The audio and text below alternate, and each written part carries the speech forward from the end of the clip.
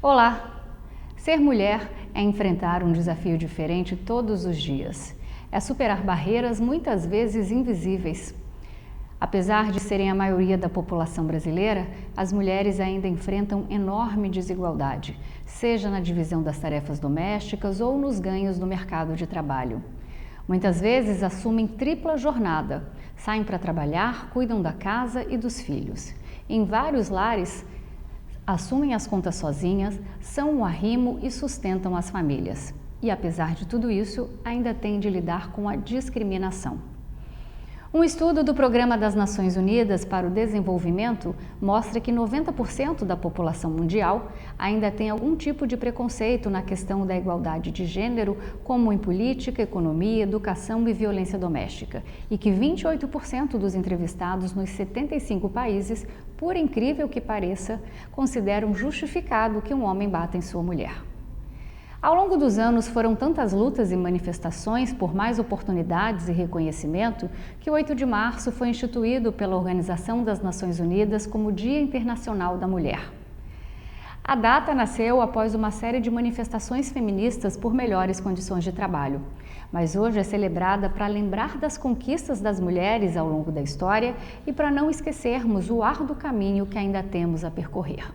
Os desafios continuam enormes e os números mostram que ainda há muito a caminhar.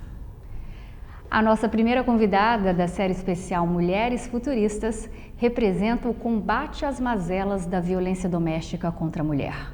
Ela é promotora de justiça do estado de Mato Grosso e foi a primeira a aplicar a Lei Maria da Penha no Brasil. Também auxiliou a Comissão Provisória de Reforma do Código Penal Brasileiro e a CPMI da Violência Doméstica no Congresso Nacional. Hoje também ocupa uma das cadeiras da Associação Mato Grossense de Letras. E isso é apenas um resumo. Eu converso com a promotora Lindinalva Rodrigues. Olá, doutora Lindinalva, muito bem-vinda ao nosso programa. Antes de mais nada, eu quero dizer que eu admiro muito o seu trabalho na luta contra a violência doméstica, né? Um tema tão importante, fundamental para a sociedade, eu acho que de todo mundo. Obrigada, para mim é um prazer estar hoje aqui conversando com todos vocês e os nossos ouvintes e telespectadores. Promotora, a senhora consolidou sua carreira no Ministério Público do Estado, né? Atuou no interior de Mato Grosso, passando pelas comarcas de Água Boa, Primavera do Leste, Rondonópolis, até chegar em Cuiabá. Além de ser a primeira promotora a aplicar a Lei Maria da Penha, a senhora também vai muito além das diligências do cargo. O que te fez abraçar a causa da violência contra a mulher? Teve algum fato que deu aquele estalo? Na verdade, a gente que é mulher sabe da forma como a mulher vem sendo tratada o tempo todo ou destratada e invisibilizada. E quando da criação da Lei Maria da Penha, havia uma grande vontade de fazer com que essa lei, até então desconhecida, entrasse na pauta do dia e pudesse, de alguma forma, mudar a triste realidade da invisibilidade que até então a violência doméstica tinha, inclusive no mundo jurídico. Essa vontade de mudar essa situação e de tornar a pauta da violência doméstica algo visível é que me levou aí a essa luta que nós estamos aí há tantos anos e tantos anos ainda teremos pela frente em busca dessa equidade, dessa igualdade de gênero. Promotora, de acordo com o artigo 5º da Lei Maria da Penha, violência doméstica e familiar contra a mulher é qualquer ação ou até mesmo omissão baseada no gênero que lhe cause morte, lesão, sofrimento físico, sexual, psicológico e até dano moral ou patrimonial. Eu tenho certeza de que muitas mulheres, infelizmente, ainda acham que apenas a violência física é considerada violência doméstica, ou seja, a falta de conhecimento da lei deve ser um dos maiores fatores para que as agressões continuem acontecendo. Então eu gostaria que a senhora explicasse para todos os telespectadores que estão nos assistindo agora, com um caso simples do dia a dia, como é que se aplica a Lei Maria da Penha e o que é que ela pode fazer por nós mulheres. Primeiro, nós temos que destacar que toda forma de violência doméstica vem a ser, segundo a legislação, uma grave violação dos direitos humanos. Isso nos dá a oportunidade de colocar os direitos humanos das mulheres em pauta, uma vez que, historicamente, nós tivemos um período em que a mulher sequer era considerada humana e sempre foi vista com essa subalternidade. A Lei Maria da Penha ela foi muito importante, uma vez que ela substituiu uma legislação consensuada, onde a violação de gênero, não considerada uma grave violação dos direitos humanos, era barateada aos olhos do operador jurídico, digamos que trocando-se essas violações por cesta básica e se devolvendo o problema da violação para ser resolvido em casa pela própria mulher. Então, uma das grandes conquistas da Lei Maria da Penha foi exatamente tirar esse assunto do privado, que até então se tinha aquela velha noção de que na briga de marido e mulher não se deveria meter a colher. A partir de então, a violência doméstica começa a ser base de um debate público.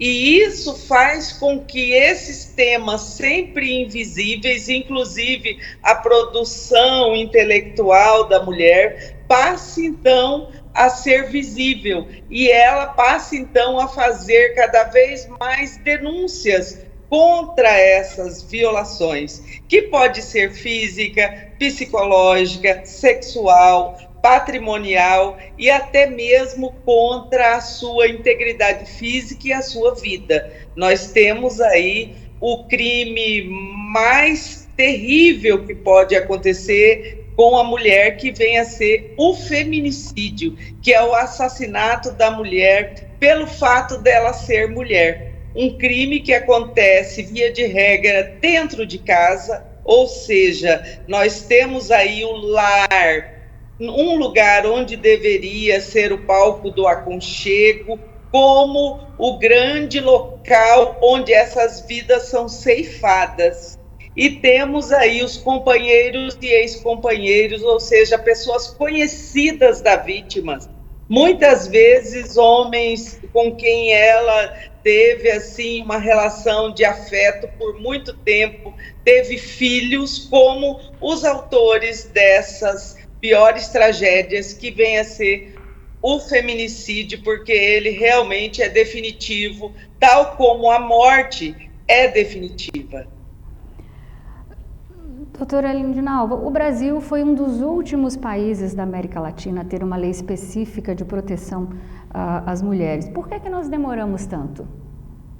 Por uma questão cultural. A lei anti-violência doméstica, ela é permeada pela cultura social. E no Brasil, a cultura existente, primeiro, é de se negar.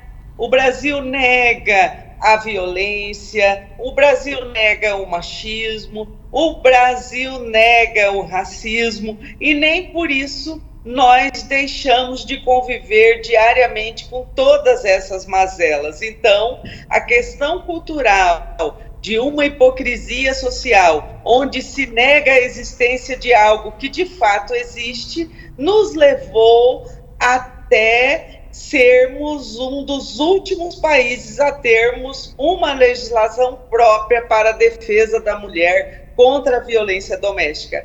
Mas, enfim, tardiamente, mas em boa hora, tivemos a Lei Maria da Penha, que, por sinal, é considerada uma das leis mais aprimoradas na área de combate à violência doméstica do mundo.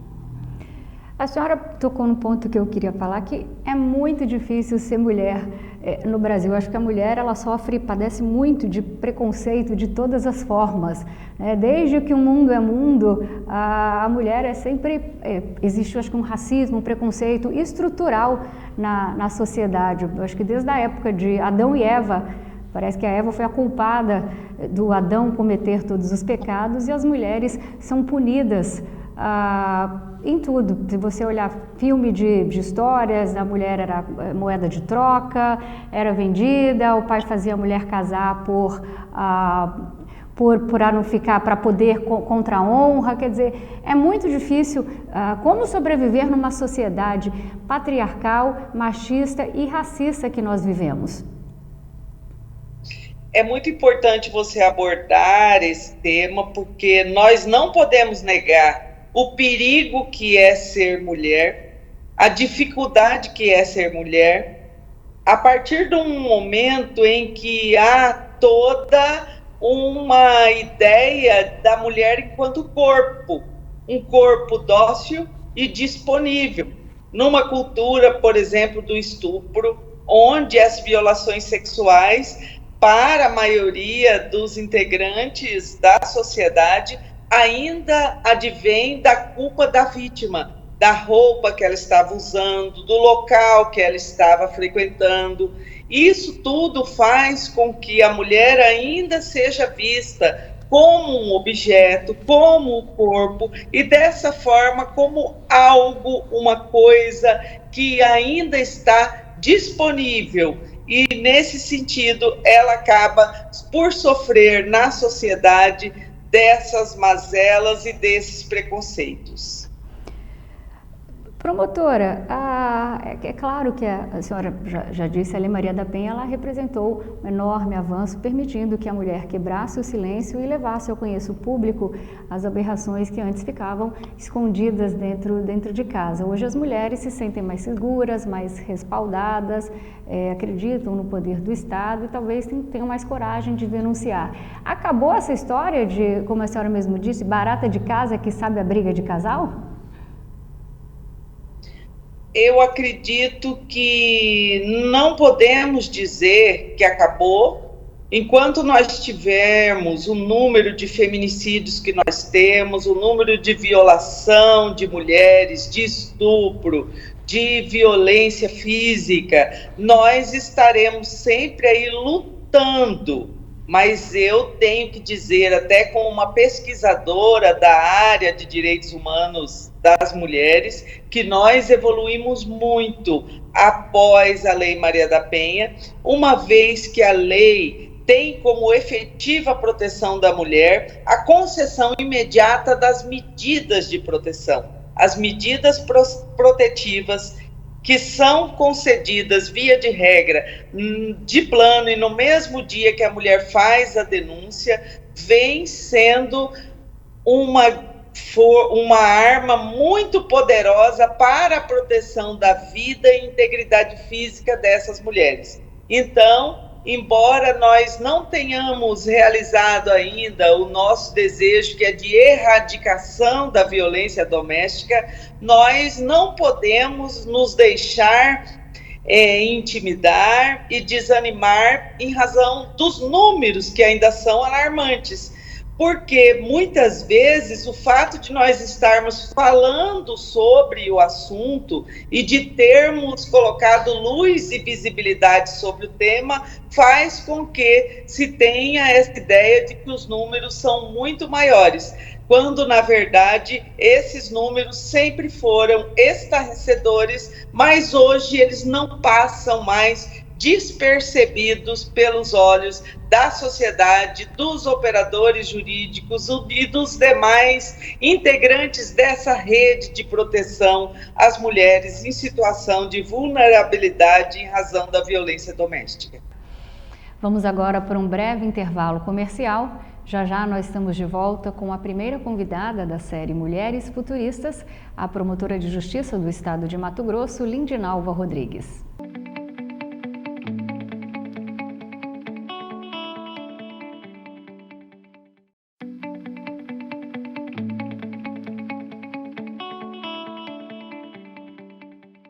Voltamos com mais um bloco da série especial Mulheres Futuristas. Hoje a nossa convidada é escritora e palestrante nacional na área de direitos humanos das mulheres, a promotora do estado de Mato Grosso, Lindinalva Rodrigues. Promotora, basta ligarmos em qualquer programa jornalístico, nós sempre nos deparamos com um retrato assombroso, né, de um país, de uma sociedade que ainda não aprendeu a respeitar a mulher pelo simples fato dela ser mulher.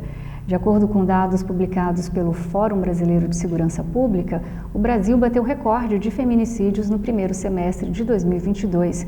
Somente no ano passado foram registrados cerca de 700 casos entre janeiro e junho, que representa uma média de 4 mulheres mortas por dia.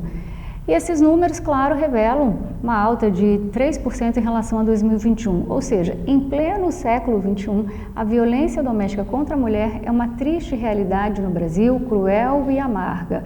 Como a senhora mesmo disse, os números sempre foram altos. E por que o feminicídio, com tudo isso, ainda tem crescido muito?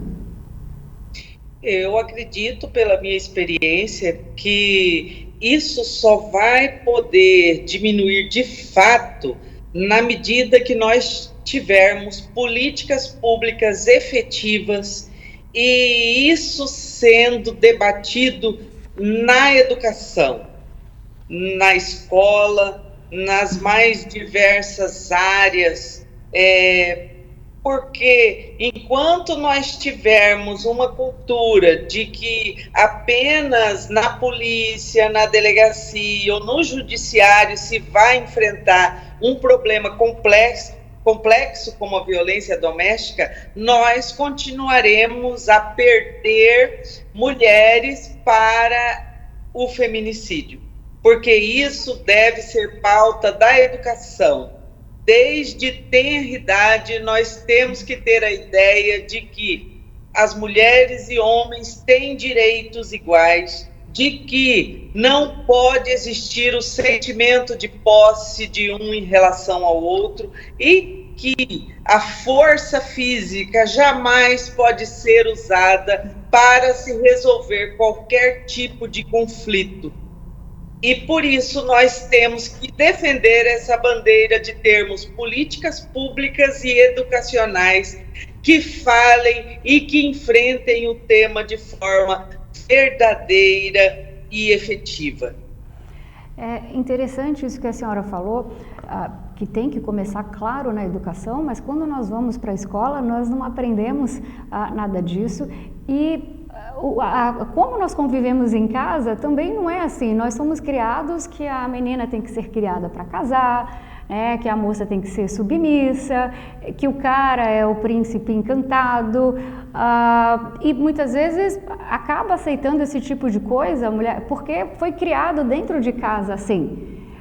Talvez essa geração esteja perdida, então não seria ideal colocar dentro da escola uma matéria de educação, como tratar a mulher, como a economia doméstica. Lá na Europa, eles fazem isso, porque aprende dentro de casa a dar valor para a mulher. Exatamente, nós temos que ter isso enquanto pauta e temos que ter uma sociedade que se disponha a educar as meninas de forma menos, e os meninos também, de forma menos machista e preconceituosa. Não podemos mais aceitar que o espaço público seja ocupado apenas pelos homens, como se esses papéis importantes não coubessem às mulheres. Temos que lutar pela ocupação dos espaços públicos pelas mulheres, pela ocupação dos espaços políticos pelas mulheres e darmos a esse tema a importância que ele realmente tem. Porque todos os dias nós vemos as mulheres sendo assassinadas quando elas resolvem romper uma relação abusiva. A maior parte dos feminicídios ocorre quando a mulher diz não. Esse não da mulher, dela não querer mais essa relação abusiva, dela não querer ter uma relação sexual, dela não querer mais ter uma relação afetiva com determinada pessoa, deve ser respeitado. E é esse não que nós não estamos vendo muitas vezes respeitado. Isso tem que mudar. E isso passa por uma mudança cultural, onde se coloca a mulher em igualdade de direitos com os homens. Antes, nós vemos na história que a mulher sequer tinha o direito de estudar, de trabalhar fora sem a permissão do marido. Então, nós vimos muitas violações pelo fato de que as mulheres sequer eram consideradas humanas. Hoje, as mulheres são muitas vezes agredidas por quererem colocar esses seus direitos humanos em prática. O feminino existe, o papel dos homens hoje, contemporâneo, é completamente diferente do papel dos homens da antiguidade. A figura desse macho, digamos assim, que existia antes e era cultuada como alguém que sai para trabalhar e coloca o dinheiro dentro de casa, que é um provedor, ela não existe mais, porque as mulheres já são a maioria no mercado de trabalho, ocupam já os bancos escolares, mas elas, em contrapartida, não são ainda a maioria na política, não conseguem se eleger, ainda fazem ocupações no mercado de trabalho subalternas em relação ao salário, recebendo muitas vezes menos por seu trabalho, mesmo exercendo a mesma função e muitas vezes tendo ainda um maior preparo educacional. Então, nós ainda temos a ideia machista e preconceituosa de que o mundo é masculino e que tem que continuar sendo. E é essa maneira cultural de se ver o feminino como algo subalterno é que tem que ser modificada. Milhares de mulheres são mortas todos os dias, como a senhora mesmo disse, na maioria por seus companheiros. Elas são mães, filhas, sobrinhas ou esposa de alguém. Mas o que a gente vê por aí são os agressores impunes e muitas vezes protegidos pela própria família e até mesmo pela sociedade. E aí eu pergunto, o laço de sangue e amizade se sobrepõe à lei? Não, eu atuei nessa área de enfrentamento por mais de 15 anos. O trabalho que eu vi na área dos feminicídios, pelo menos aqui em Cuiabá, nunca foi de impunidade. Os homens autores desses crimes, via de regra, eles são presos, são, via de regra, condenados a penas altas e estão cumprindo a pena. Agora, não se pode negar que é uma tragédia social, tanto termos um filho agressor como uma filha agredida. E que o feminicídio marca, numa geração, muitas vezes, o fim da paternidade, da maternidade, o nascimento de tragédias que muitas vezes, mesmo que o homem cumpra a penalidade, aquele crime, por ele ter sido capaz de, num momento ali de fúria, muitas vezes em uniões já desgastadas e marcadas por outras violências menores, elas nunca vão sair da mente e da ideia social e dessa família que for marcada por esse crime. Muitas vezes íamos visitar os agressores na prisão e eles diziam que não tiveram acesso, na verdade, a muitas das informações que nós temos hoje. É importante pautar o tema, conversar sobre esse tema e deixarmos de lado a ideia de que o homem deve responder com agressividade, nem o homem, nem a mulher, até porque nós não temos aí somente os homens como autores dessas violências, mas as mulheres, por serem mais fracas fisicamente, elas são as maiores vítimas, e vítimas graves da violência que acontece muitas vezes todos os dias. E não começam no feminicídio, começam no controle da roupa, no controle dos amigos, no controle dos familiares, e que muitas vezes no início a mulher chega a ficar até envaidecida, achando que isso é uma prova de amor, quando na verdade é um ciúme, um controle que vai se tornando cada vez mais abusivo e que em algumas vezes acaba no feminicídio. Também, de acordo com dados do Anuário Brasileiro de Segurança Pública, 61,3% das vítimas de estupro no Brasil tinham até 13 anos, ou seja, mais de 75% das mulheres violentadas eram consideradas vulneráveis e incapazes de consentir a relação sexual. Em quase 80% dos casos, o autor era conhecido da vítima. Doutora, o que fazer se o perigo mora em casa? Conversar. Manter a porta aberta para o diálogo. Sempre. Porque geralmente nas famílias isso é um tema tão tabu e acontece de forma reiterada porque a vítima pensa que se ela falar, ninguém vai acreditar na palavra dela. E se exatamente o contrário, se manter o diálogo familiar e se manter as cautelas devidas para que essa mulher, essa menina, essa criança tenha a segurança de falar acerca desse assunto, muitas vezes nós poderemos identificá-lo e tomar as providências cabíveis, tanto para a proteção da vítima como para a punição do autor. Doutor, em grande parte dos casos, o agressor ele sempre alega a defesa da honra. Eu entrevistei um dos maiores advogados criminalistas, né, de tribunal de júri do Brasil, doutor Fernando Moura, que ele lembrou muito bem que crime contra a honra não existe na Constituição. Mas os nossos julgadores, os julgadores dos processos, eles, a maioria são homens, eles não aceitam a Lei Maria da Penha, né? Nós vivemos numa sociedade machista ainda, patriarcal.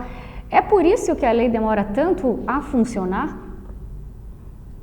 Na verdade, eu acredito que a lei funcione, na medida que você vai até uma delegacia, pede uma medida protetiva e essa medida protetiva é deferida de plano para essa mulher, nós não podemos negar que essa lei funcione de imediato, uma vez que é permitida a prisão do agressor em crimes que em outras áreas com essa mesma penalidade não se permitiria a prisão. E nós temos uma lei que já foi referendada pelos tribunais superiores e não se contesta mais a validade e a importância dela para a proteção das mulheres. O que pode muitas vezes acontecer de fato é que o processo criminal, que não tem a ver com essa medida protetiva que é deferida imediato, o processo criminal, uma vez que ele é lento, é moroso e se deve pelo sistema constitucional vigente também se garantir a defesa do agressor ou da agressora, é preciso que se dê um espaço de fala que a lei, a legislação e a Constituição Federal concede. E muitas vezes, até pelo número reiterado de processos que existe e o número pequeno, muitas vezes, de operadores jurídicos, esse processo criminal, ele demora para ser pautado 2, 3 anos. E o que acontece é que depois deste período, em muitos dos casos, porque a maioria dos casos de violência doméstica, eles são de ameaça e lesão corporal leve. Então, ele tem penas pequenas. E o que acontece é que, no decorrer desse tempo, geralmente, a vítima e o agressor, eles já resolveram esse problema dentro da casa, e nós temos aí muitas vezes o desinteresse da vítima em ir perante o juiz, em reafirmar se isso aconteceu, como aconteceu e a forma que aconteceu. Mas a efetividade da proteção, eu entendo que ela se dá na medida em que nós temos as medidas protetivas de urgência, e essas realmente não demoram. Vamos para mais um rápido intervalo comercial. Daqui a pouco estamos de volta com a primeira promotora de justiça a aplicar a Lei Maria da Penha no Brasil, doutora Lindinalva Rodrigues.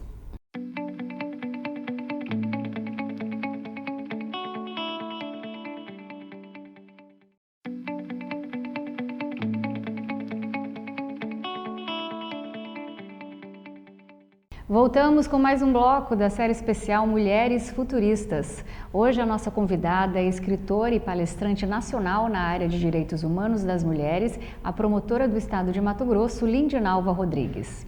Promotora, infelizmente nós sabemos que muitas mulheres que decidem denunciar, muitas vezes têm que passar pela violência institucional. Às vezes, quando elas se sentem desrespeitadas, humilhadas, né, nas delegacias, ou porque tem pouca gente, falta de estrutura, falta de pessoas. E aí, um fato que me chamou muito a atenção foi o do jogador agora, o do Daniel Alves, jogador de futebol.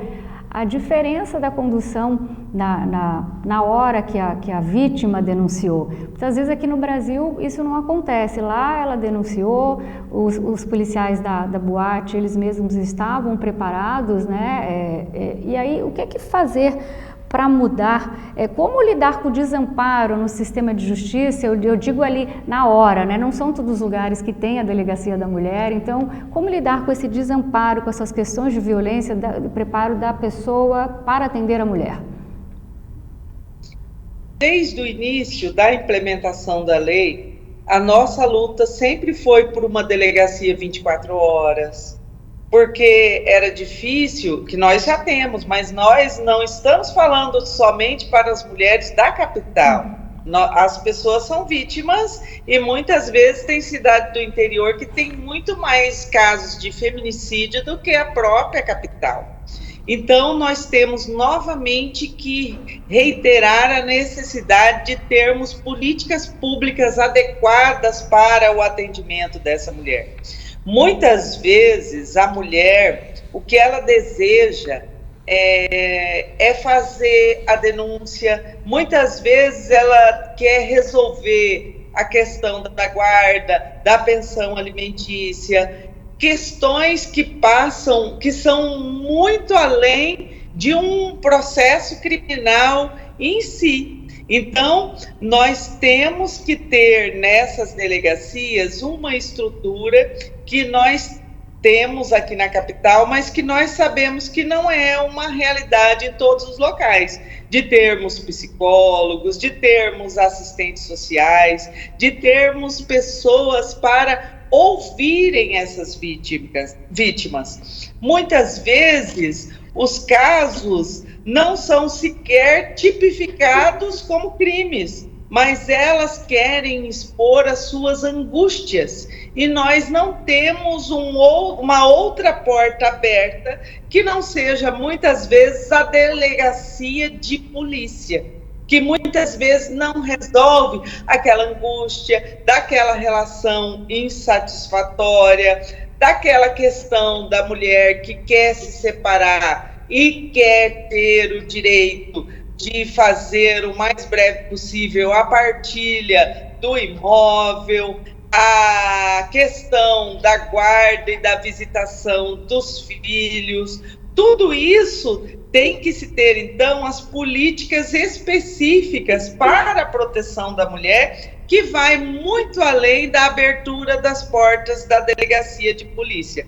Daí nós temos a importância da Defensoria Pública, que atende muitas vezes essas vítimas que em alguns casos não querem um processo penal, elas querem resolver a sua vida afetiva, muito além da afetiva, a sua vida financeira, a questão dos filhos e a questão patrimonial.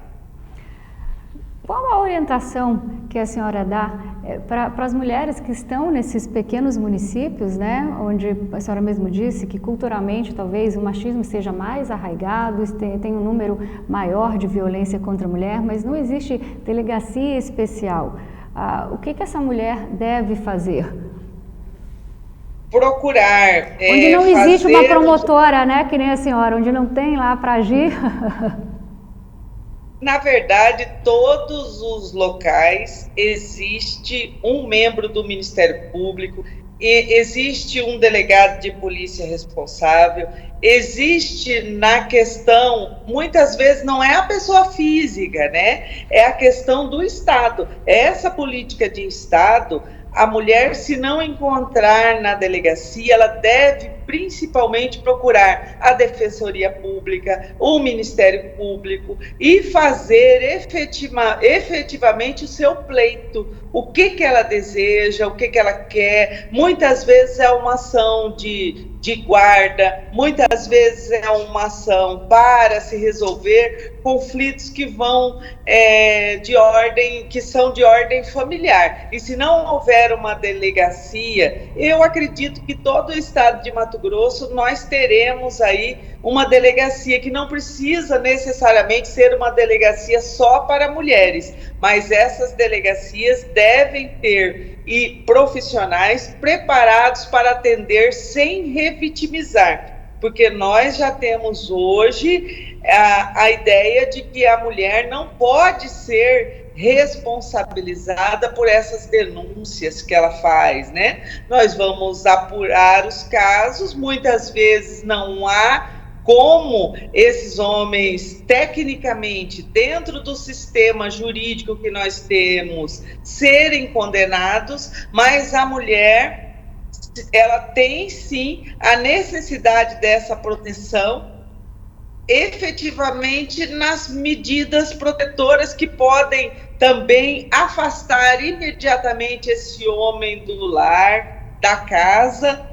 E isso acaba que naquele momento de grande agressividade, no calor das discussões, acaba por se acalmar quando ela efetivamente pede essa medida protetiva de afastamento do agressor do lar. Como é que a senhora vê a representação das mulheres na política brasileira atualmente?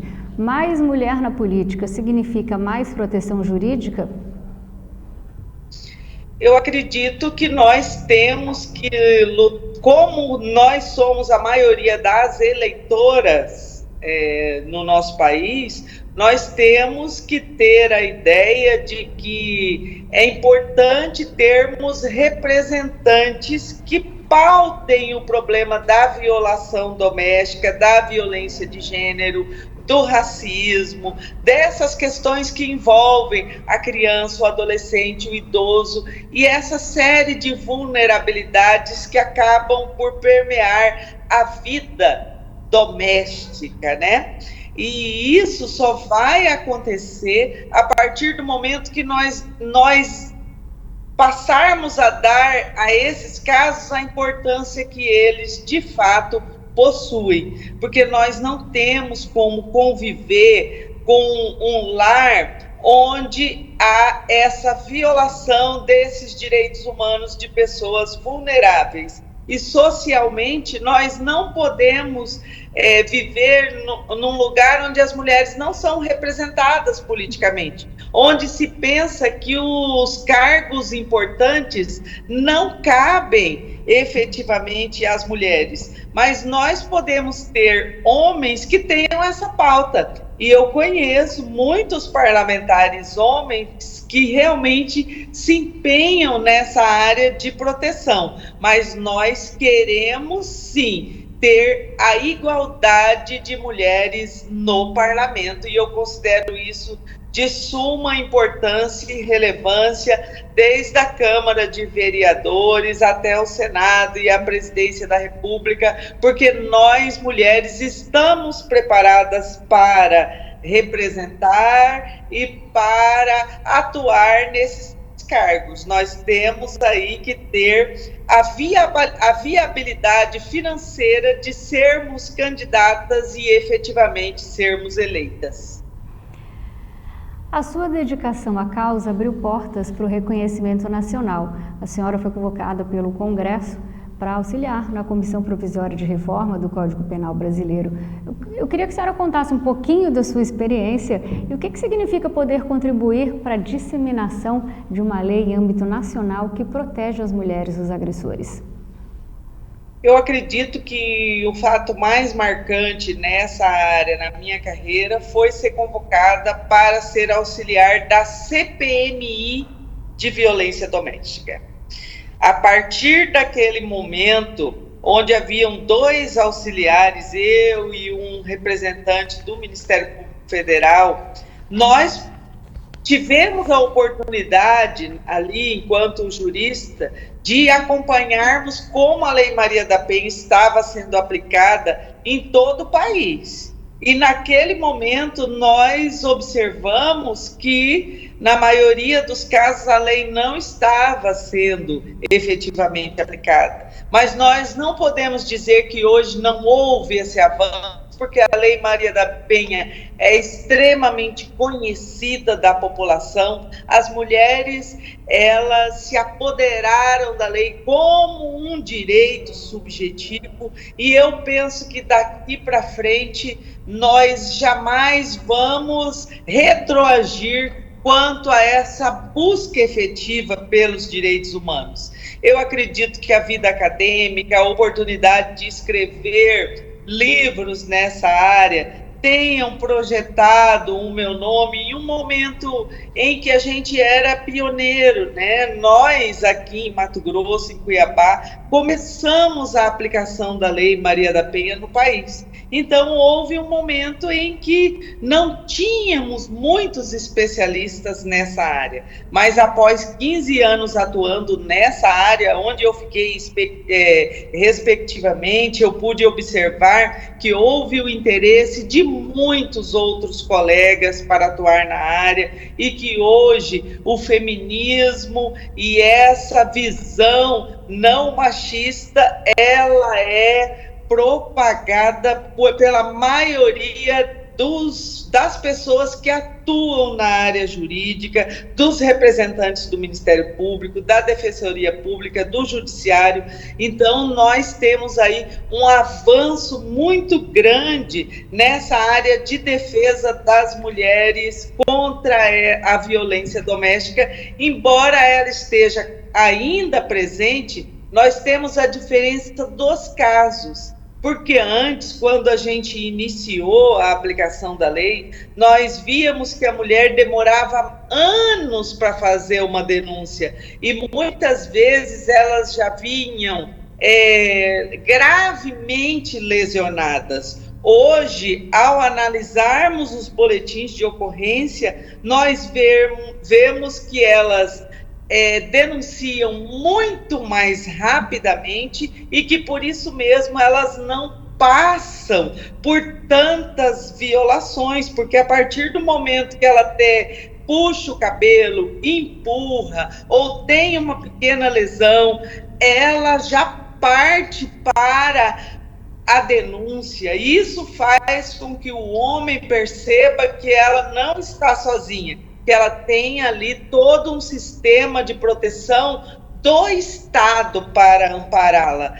E a partir dessa ideia, ela passa a ter a maior viabilidade de não ser vítima de um crime mais grave, porque, infelizmente, na maioria dos casos de feminicídio, essas mulheres não denunciaram antes, ou seja, elas não passaram pelo sistema de justiça. Muitas vezes por acreditarem que aquilo jamais iria acontecer com elas, e muitas vezes por ainda terem a ideia de que elas são responsáveis por salvar o casamento, a união familiar, por entender, porque a sociedade lhes cobra que elas devem se sujeitar, né, a muitas formas de violações, porque elas têm filhos e é melhor que a mulher viva com o pai dos seus filhos, ideias que hoje passam a ser contestadas, tal como a ideia de que a mulher necessariamente precise ter um companheiro ou uma companheira,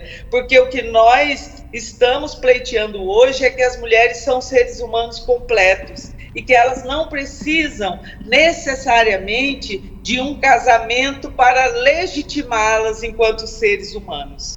Doutora, eu vou passar essa entrevista para o meu pai, porque ele precisa dessa aula. Ele é feliz, precisa de um companheiro para poder dar as coisas, ele ainda está vivendo na era das cavernas. Na verdade, como que é o nome do seu pai? Júlio. Na verdade, o seu Júlio, ele não está sozinho nesse pensamento. E muitas vezes as próprias mulheres, elas têm essa ideia.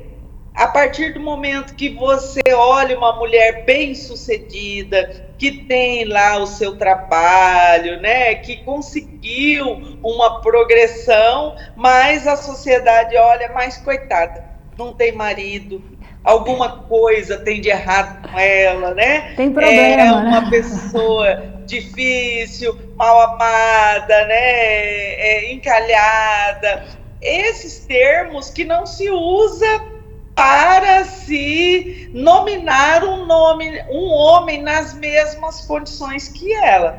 Mas é preciso que nós mesmas digamos o que a gente quer e o que a gente não quer.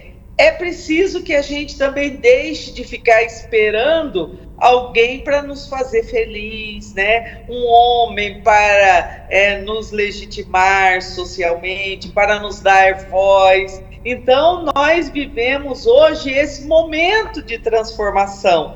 E ele, muitas vezes, ele veio para algumas famílias e algumas pessoas muito rápido. Porque quem estava acostumado com aquela mãe que ficava em casa, que tomava conta de casa, né? Nós temos que ter em conta que os direitos das mulheres, enquanto direitos humanos, eles são muito recentes. Que nós lutamos para termos o direito ao voto muito recentemente, e que a legislação tirou apenas, por exemplo, em 2005, termos extremamente preconceituosos e machistas, como a mulher virgem, a mulher honesta como vítima de um abuso sexual, por exemplo, né? Então, isso na verdade são conquistas, e são coisas que você fala para o seu pai, o senhor Júlio, todos os dias, que você não é essa mulher que precisa desse companheiro. E é preciso que a gente se insurja contra essas ideias, né? Porque nós também temos que ter a noção de que ninguém vai nos dar poder. Nós vamos ter que sair e conquistá-lo. E que os direitos das mulheres, eles sempre nunca foram dados de graça. Nós sempre fomos atrás dessa luta e ele sempre nos custou, muitas vezes, a vida, o suor e muitas lágrimas. E que nós ainda estamos nessa luta por essa perspectiva de vivermos um mundo mais igualitário. Também sendo muito importante dizer que nós não queremos impor ao masculino a mesma ditadura que foi imposta ao feminino. Nós queremos, sim, estar ao lado desses grandes homens e não atrás deles. A senhora disse há pouco tempo que se tornou escritora e palestrante na área de violência de gênero e direito das mulheres. As reflexões da literatura acalmam a alma? Muito. Eu penso que a literatura, a filosofia, elas acabam por nos colocar diante das nossas próprias angústias.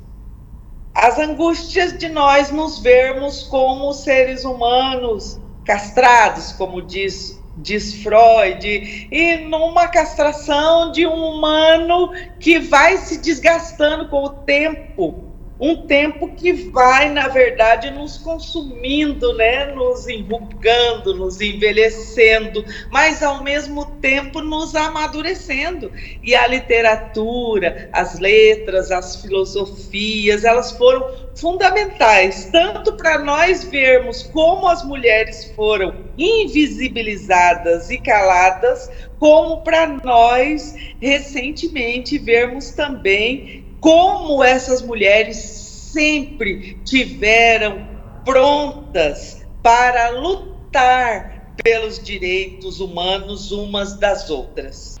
Vamos para o último intervalo comercial. Logo estaremos de volta com a membro da Câmara Especial de Políticas para as Mulheres da Assembleia Legislativa de Mato Grosso, doutora Lindinalva Rodrigues.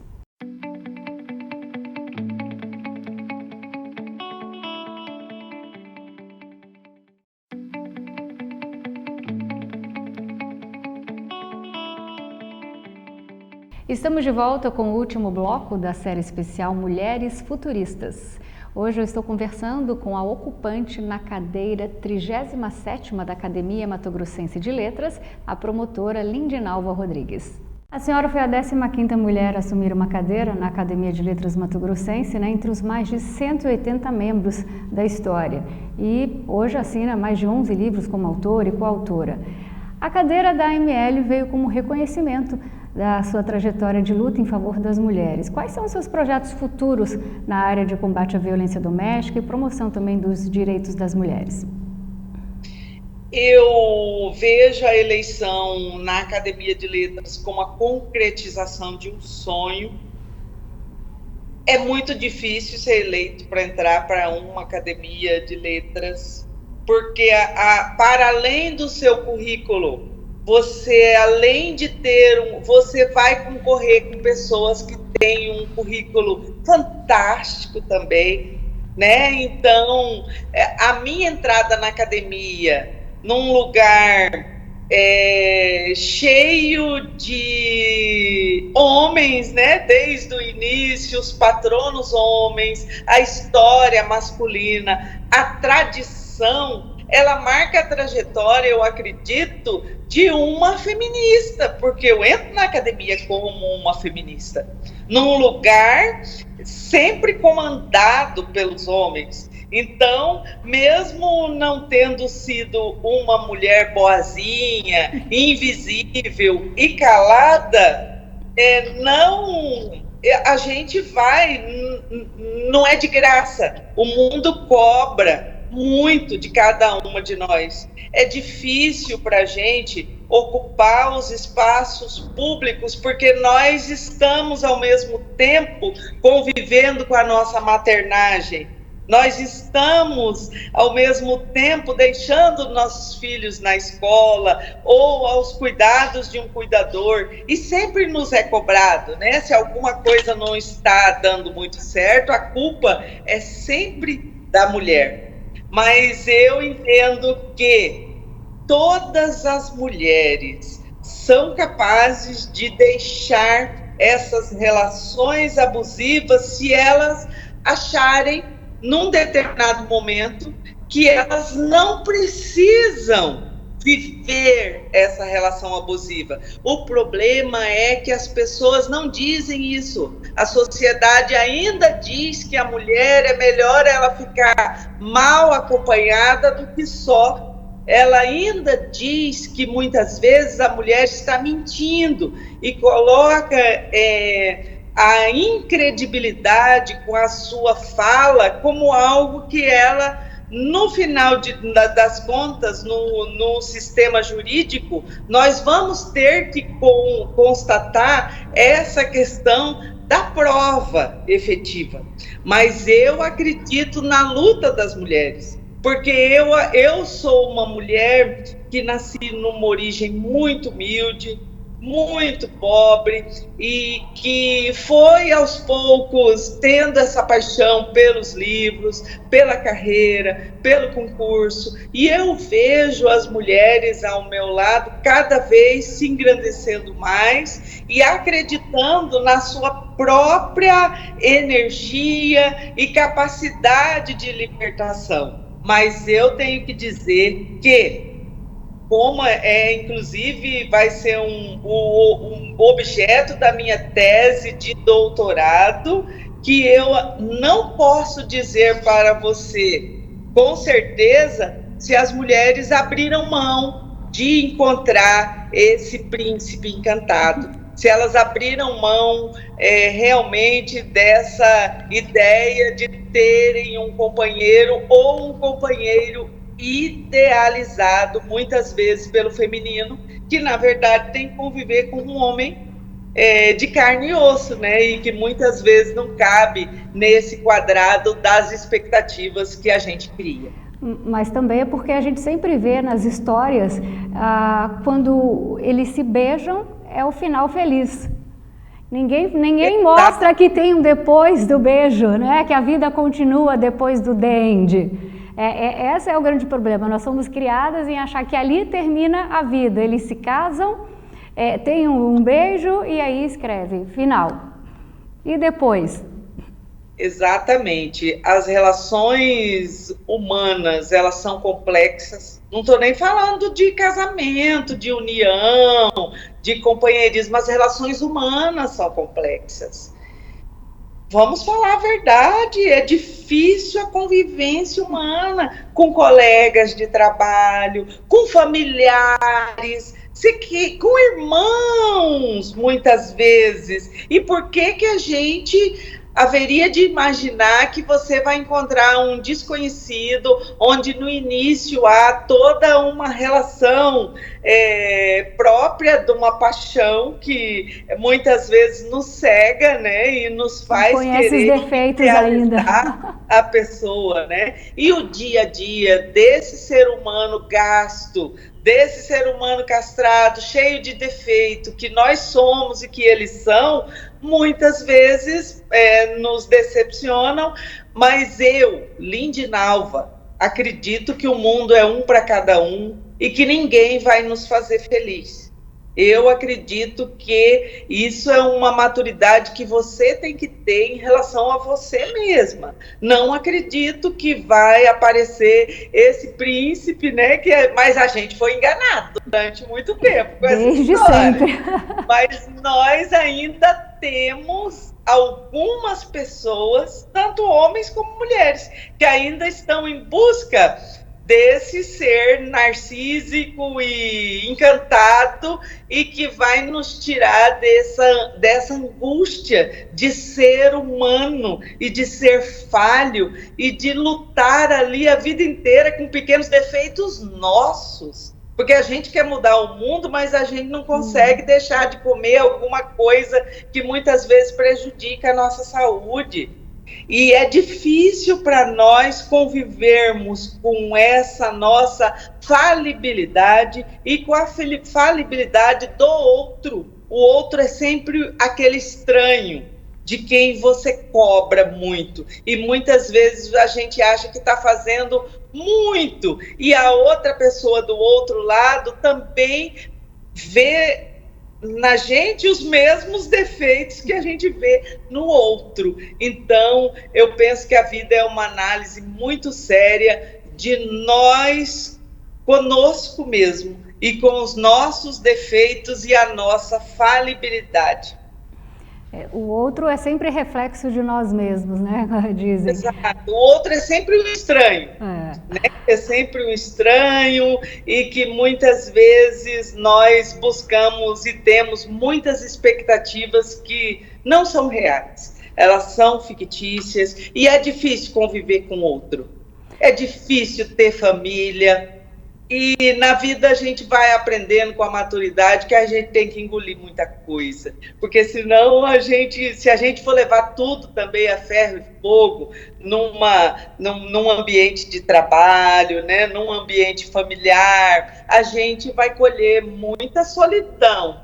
porque no final das contas é muito difícil conviver com o nosso defeito e com o defeito do outro.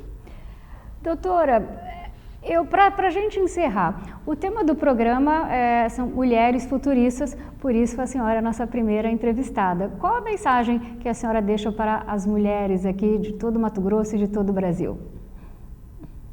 Não acreditem nas redes sociais, elas mentem. Não acreditem nessas coisas encantadas, nessa ausência de defeito. Eu acho muito triste essas questões, muitas vezes, inalcançáveis. Não acreditem na juventude eterna. Vamos envelhecer.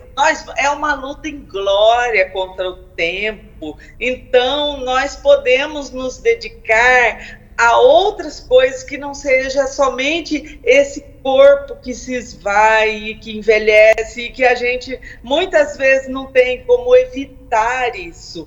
E também que elas não acreditem que a gente vai ser feliz para sempre e que todo mundo é mais feliz que a gente. Na verdade, Clarice Lispector diz que a vida é um soco no estômago. E muitas vezes nós, todos os dias, nos deparamos com esse soco no estômago e com a falta de justiça de uma vida, de um mundo que a gente gostaria que fosse extremamente justo e que fosse seguido segundo os nossos critérios e as nossas lentes de religiosidade e de crença e daquilo tudo que a gente acha que realmente é verdadeiro e muitas vezes a gente observa que não é.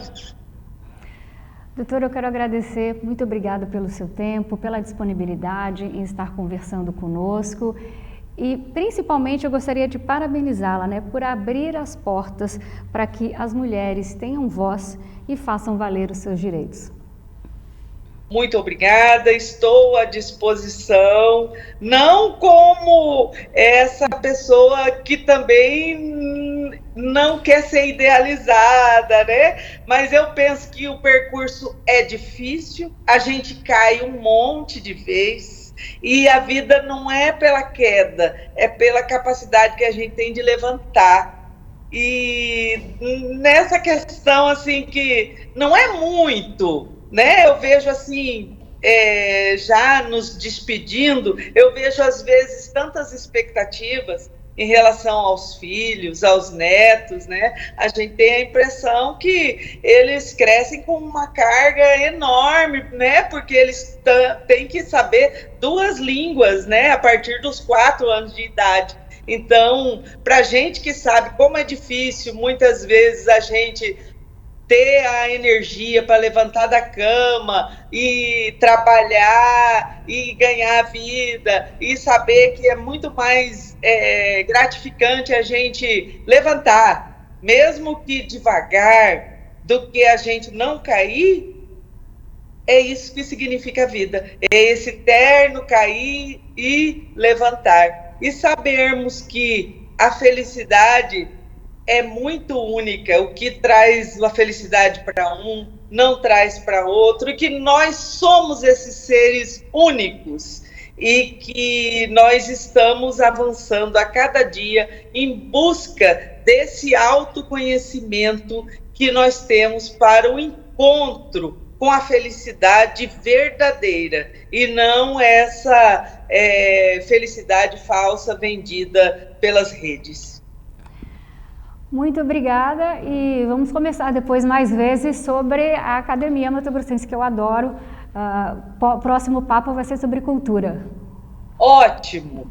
Cultura, filosofia, eu gosto muito de falar também sobre esse tema. Muito obrigada pela oportunidade. Tá combinado, um abraço.